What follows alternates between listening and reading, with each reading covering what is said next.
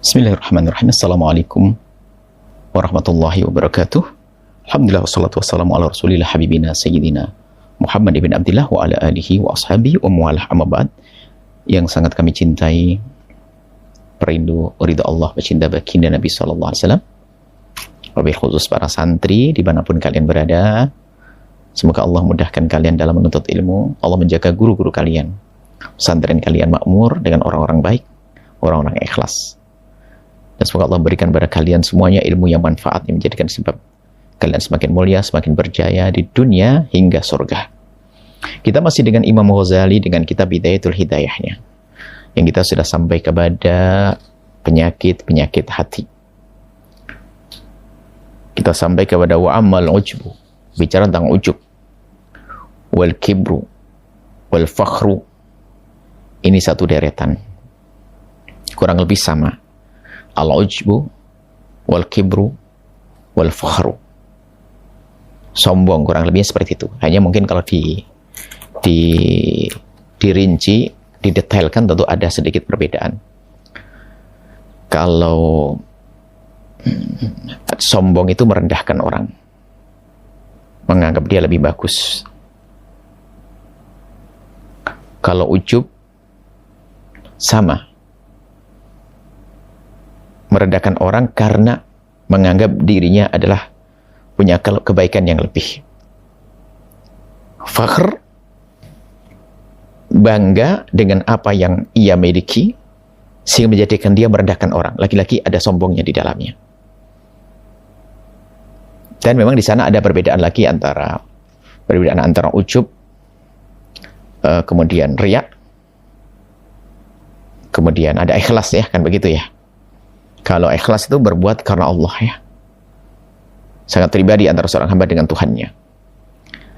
Tapi kalau ujub ini mungkin bisa kita sederhanakan jika urusan amal adalah ujub itu membesarkan amal di matanya sendiri, sehingga menganggap, wah, tidak ada orang bisa berbuat baik seperti aku. Kebaikan. Oh. Tapi kalau riya itu membesarkan amal di mata orang, biar dilihat. Ikhlas beramal karena Allah, bukan ingin dipandang oleh dirinya sendiri, bukan ingin dipandang oleh orang. Itu ikhlas. Di sini adalah tentang kesombongan. Fawadda dikatakan penyakit al-udhal, penyakit yang kronis, penyakit yang parah lah, susah yang bakal merambat kemana-mana. Di samping kuat, susah untuk dicabut, tapi juga bakal merusak yang lainnya. Itu udhal. Wahuwa, sombong itu adalah nadharul abdi ila nafsihi bi'ainil izzi wal isti'dham. Seorang hamba yang melihat dirinya dengan pandangan memuliakan, bukan menganggap dirinya lebih mulia. Isti'dham, mengagungkan. Tidak ada seperti saya. Dan itu ada sebabnya. Kalau Imam Ghazali menyebut sebabnya adalah harta, sebabnya adalah tahta, sebabnya ilmu, nasab. Sombong kemana-mana, sombong nasab. Padahal yang hebat bapaknya, dianya masih nggak karu-karuan, masih sombong, malu lah. Wa nadharuhu, kemudian sombong itu adalah nadhar, melihat ila ghairi, kepada yang lainnya, bi'ainidh dhulli, dengan pandangan merendahkan. Pandangan merendahkan. Wal istihqar, meremehkan. Siapa ini? Mandang, meremehkan, merendahkan, meremehkan.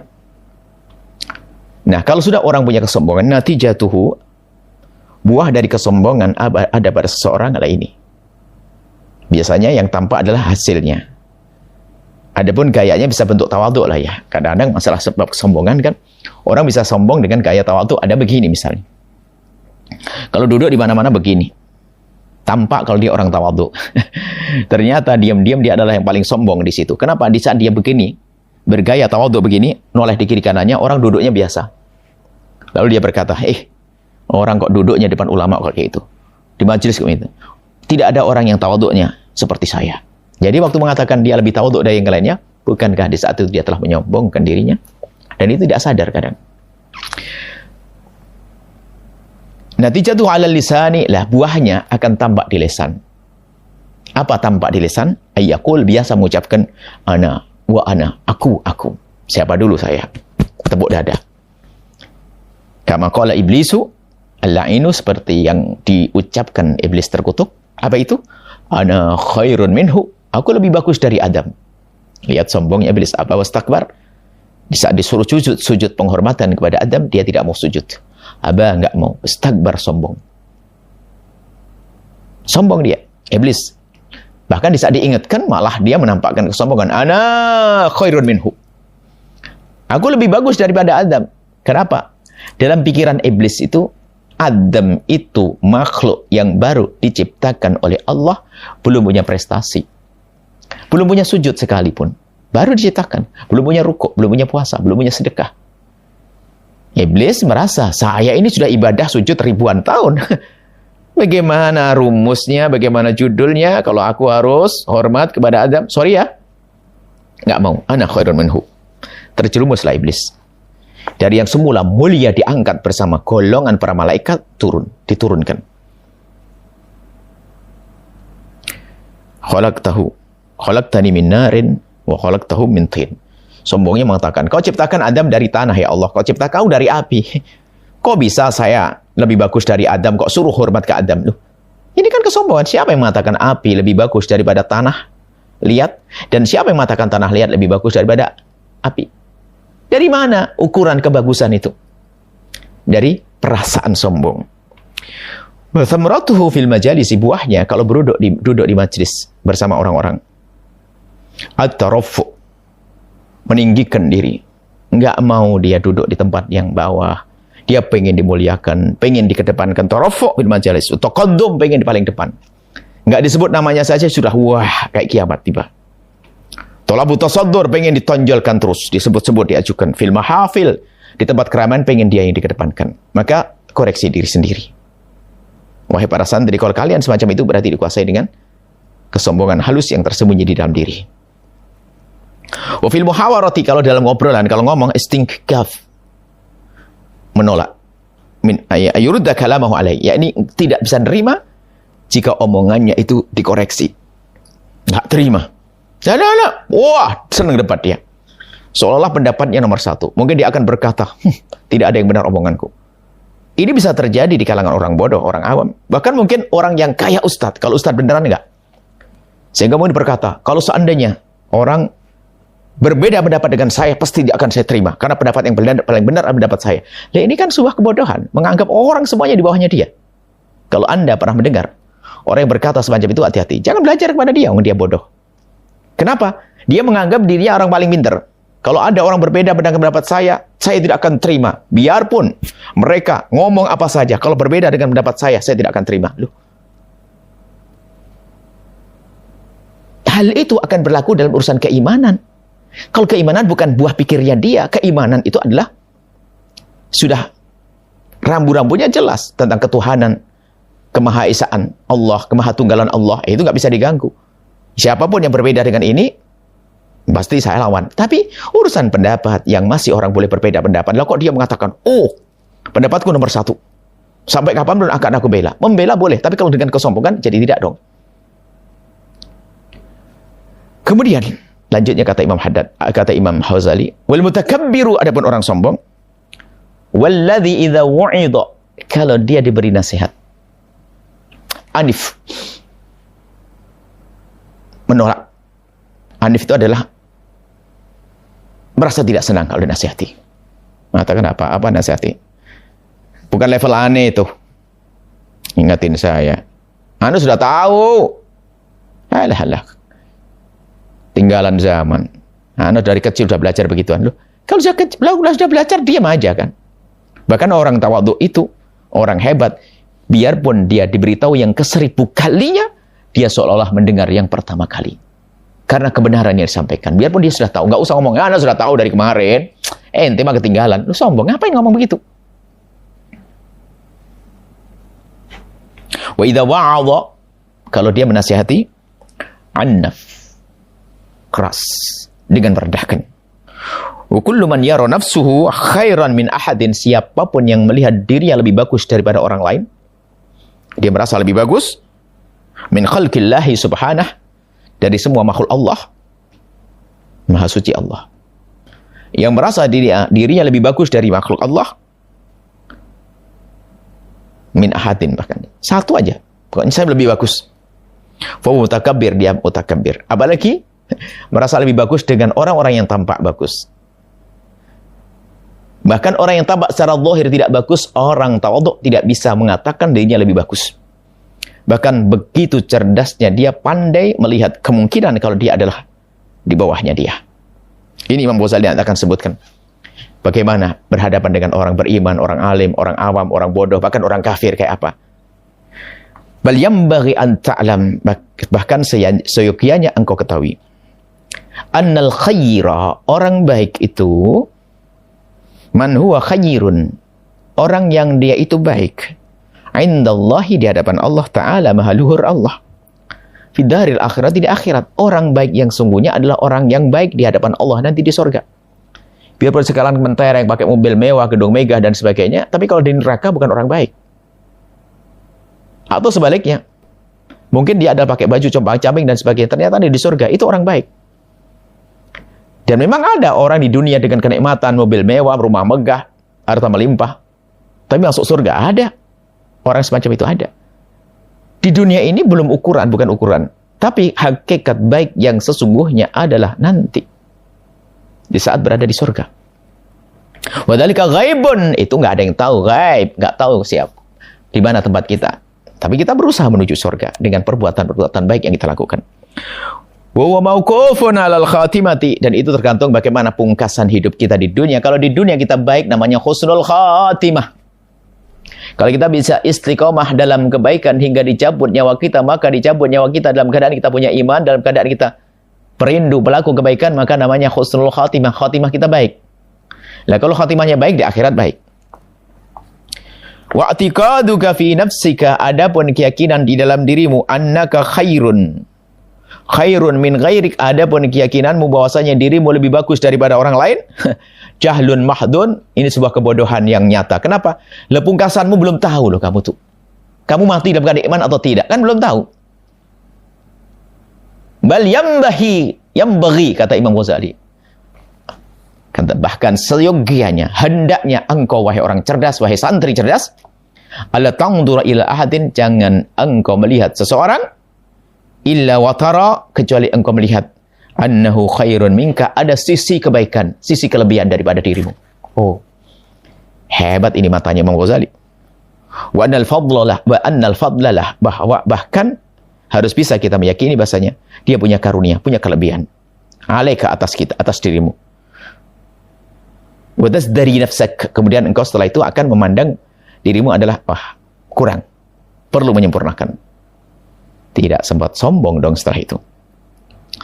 Jadi kalau fa'in ra'aita saghiran, gimana mengolah pikir cerdas kita di saat kita melihat saghir, orang kecil, anak kecil, agar kita tidak sombong? Kulta, katakan kepada dirimu sendiri, hadza lam ya'sillah, ini anak kecil lebih bagus dari aku. Kenapa? Dia belum bermaksiat kepada Allah. Kalau aku banyak dosa dengan mataku, telingaku, wa ana asaituhu, dan aku telah bermaksiat kepada Allah. Wala syakka, tidak bisa diragukan kalau demikian, annahu khairun minni, dia lebih bagus dariku. Betul, hakikat, ada anak kecil. Memang tak tampak dia belum haji, belum umrah, belum ini. Tapi dia belum punya dosa. Saya banyak dosa, dia lebih bagus dari saya dong. Wa idza ra'aita kabiran, kalau melihat orang lebih tua dari kita, jika engkau melihat orang lebih tua darimu, kulta, katakan, hadza khairun minni. Khairun minni, dia lebih bagus dariku. Kenapa? Abadallah qalbi, dia beribadah kepada Allah sebelumku.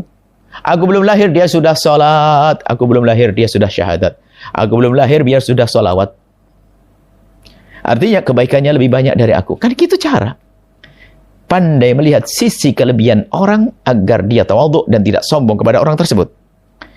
Wa in ra'aita aliman, jika engkau melihat seorang alim, kulta, kau katakan kepada orang alim tersebut, hadza qad u'tiya ma lam u'ta, dia telah dikarunia oleh Allah sesuatu yang aku belum diberi. Allah berikan padanya ilmu, Allah belum berikan padaku. Berarti dia lebih bagus dari aku dengan ilmunya. Wa balagha, dan telah sampai malam ablugh, kepada sesuatu yang aku belum sampai. Dia telah banyak tahu, sampai kepada ilmu tertentu aku belum nyampe. Wa alima ma jahiltu, dan dia tahu yang aku tidak tahu. Wa kaifa akunu mithlahu, bagaimana aku mungkin sama dengan dia, apalagi lebih bagus, sama pun enggak, dia lebih dari saya. Wa in kana jahilan, coba ngelihat orang lebih bodoh dari dirinya, dari dirimu, bisa mencari-cari sebab agar kita tidak sombong. Qulta, katakan, hadza Allah. Ini telah bermaksiat kepada Allah. Ini telah bermaksiat kepada Allah Subhanahu wa taala. Bijahlin, dengan kebodohannya. Bijahlin, dengan kebodohannya. Wa ana asaitullah bi'ilmin. Dan aku bermaksiat kepada Allah dalam keadaan aku punya ilmu. Maksudnya apa? Kalau dia orang bodoh, seandainya dia bermaksiat karena dia bodoh. Tapi saya punya ilmu. Aku bermaksiat dalam keadaan aku punya ilmu. Nah, dengan menyadari begitu, takut merendahkan orang lain. Fahujjatullahi ta'ala alayya akbar. Maka tuntutan dari Allah kepadaku lebih gede. Kalau dia disalahkan karena kebodohannya, tapi aku disalahkan sudah tahu tapi masih melanggar. Waduh. Wa ma adri bima yukhtamu li, dan aku pun juga tidak tahu apa pungkasanku nanti kalau mati. Wa ma bima yukhtamu lahu, dan bagaimana pungkasan dia nanti. Aku tidak tahu mana yang husnul khatimah. Selagi begitu maka susah bagi seorang hamba merendahkan orang lain. Wa idza ra'aita kafiran, bahkan jika engkau melihat orang kafir. Imam Ghazali mengajari kita merenung dengan dalam. Jika engkau melihat seorang kafir, kulta, katakanlah, adri, aku tidak tahu, asa ayyuslima, aku tidak tahu, jangan-jangan besok dia masuk Islam. Wa yukhtam lahu bi khairil amali, kemudian setelah masuk Islam dia berbuat baik, lalu dipungkasi hidupnya dengan amal yang baik.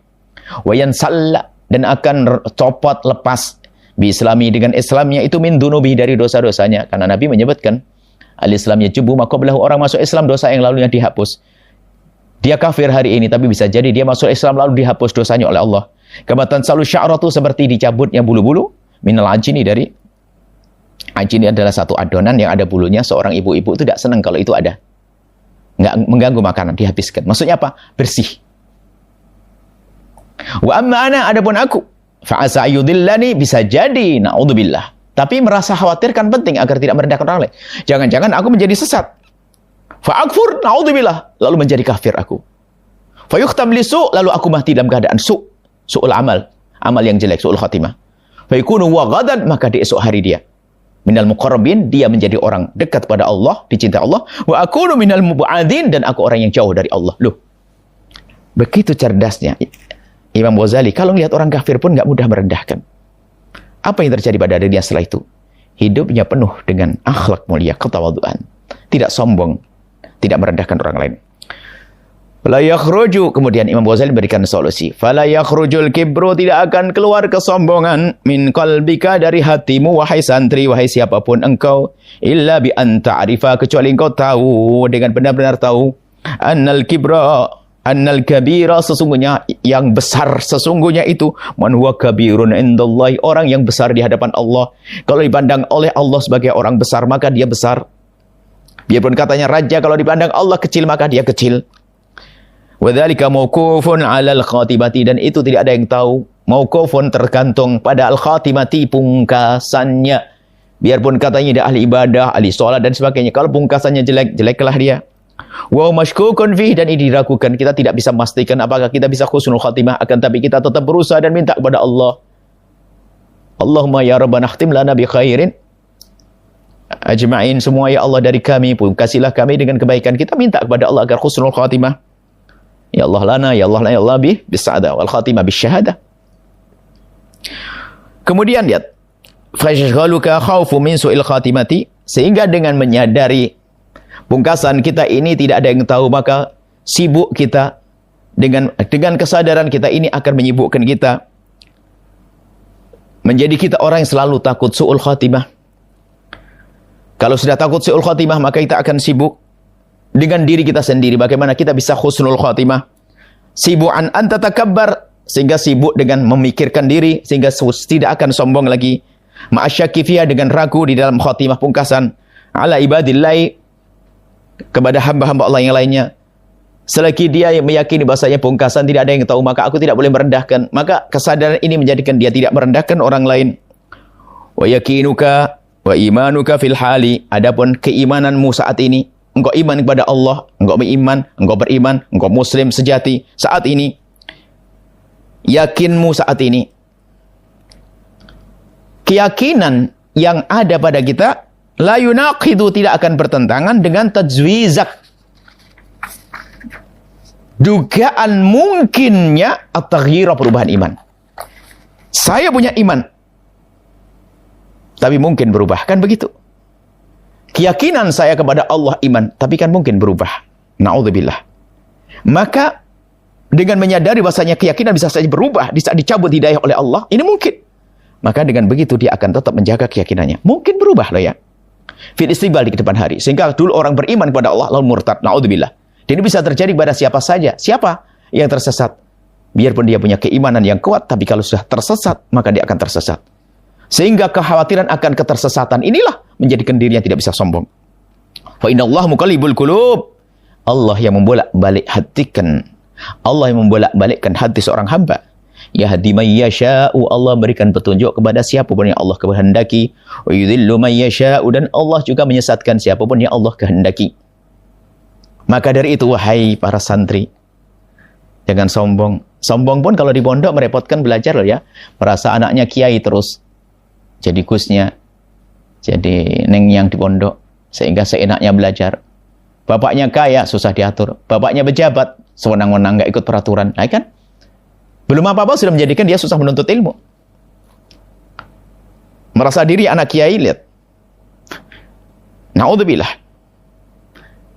Yang seharusnya karunia itu memotivasi dia untuk bisa bangkit, malah meruntuhkan dia.